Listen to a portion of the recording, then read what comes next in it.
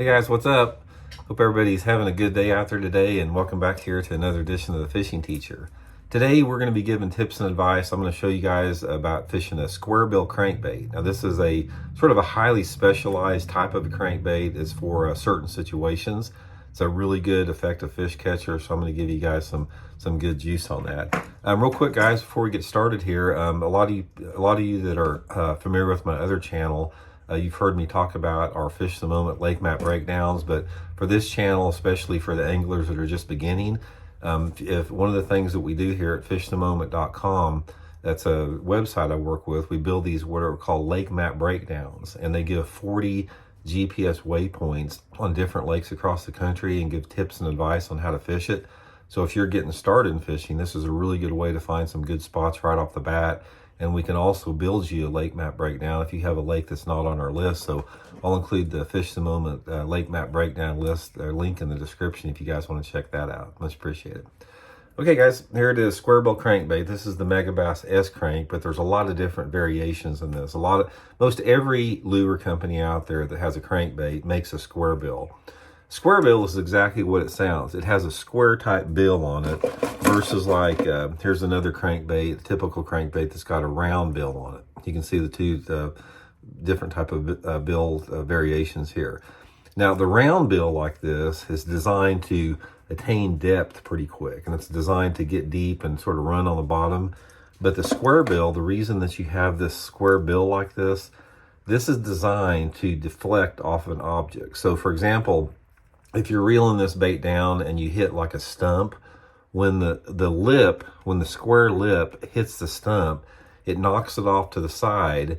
And when it's knocked off to the side like that, that's a lot of time when that fish will bite it, because you got this bait coming down like this, it hits the stump and it goes up like that. And that little erratic movement will cause the fish to come out and get it. Another thing about a Squarebill is why they're so effective. It's like a 4-wheel drive crankbait. It comes through cover really good. So if you're reeling this across logs or something like that, it has a tendency to crawl around the stuff like that. It doesn't get hung up, where a crankbait with a rounded lip on it, a lot of times it doesn't deflect and it will get hung up a little bit more. So Squarebill is really good for fishing around heavy objects. Now, there's two primary ways that I like to fish a Squarebill. I like to fish it on a rocky bank or around some type of wood cover. So let's say, for example, there's a laydown log in the water. Reeling a Squarebill crankbait tight next to that laydown log is a good way to catch them. Or say, for example, you're fishing like a riprap bank or something, a rocky bank. You can make a long cast parallel down that bank, and this thing will really hit the rocks good.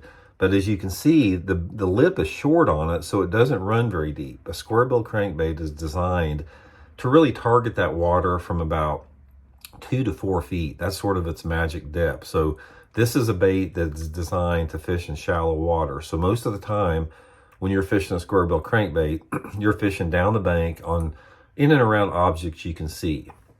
Now another thing that the reason this bait is so good is most Squarebills have a pretty fat profile on them. They're large profile baits, so they attract bigger fish too. But they've been around forever, guys. These have been around since the 1970s. Initially, they started making them out of balsa wood, and then they've went to plastic since then. But it's a crankbait that you definitely want to have in your box there. Now, the color patterns on them, most of the time, it's two different ones. If you're throwing some type of a chartreuse pattern like this is going to resemble a perch because you got the chartreuse on it. And let me get another one out of here. And then you have the shad patterns when the fish are feeding on shad. So you got the perch patterns, which I normally like to use, in off-colored water in the summer, and the shad patterns, which I usually use in a little bit cleaner water. So guys, give them a try. Squarebills, great lures. Most of the time I fish it on like a 7-foot rod with anywhere between, say, 15 to 20 pound test fluorocarbon line. Since the bait doesn't run deep, you can fish heavy cover or heavier line on it because you're not concerned about it getting deep. You're concerned about it crawling over those cover and generating strikes. So just another little bait to have in your box there. So thanks for tuning in. We'll see y'all next time.